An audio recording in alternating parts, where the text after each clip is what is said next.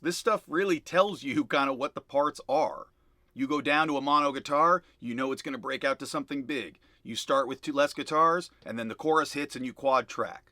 I'm a big fan of tracking, like big main rock amps like JCM 800 or, just a big rock amp. And then blending something grimier like an AC30 or a Matchless underneath it. That makes those amps really cool. Back in the day, I would make metalcore records where guys would use 5150s and Mesas. I'd make them track a dimed AC30 underneath it because it made their 5150s cooler, but I would only bring that in the choruses to give the choruses a pop. So that's another way to do it. You just add tones that are crazier that make your simple verse tones more interesting and have a little bit of like a lift.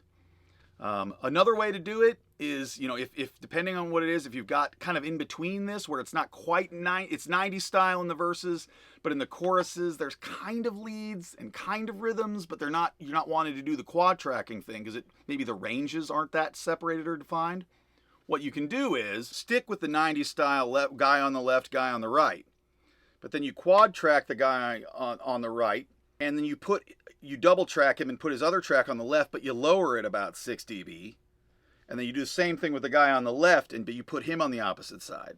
And this means nobody's kind of left out there. You don't have it. You've got a little bit of rhythm behind your lead and a little bit of, lead behind your rhythm on the other side. And that's something that I do a lot. But it depends on the composition. And that's what I'm saying is you're not necessarily going to know. It just depends on the range.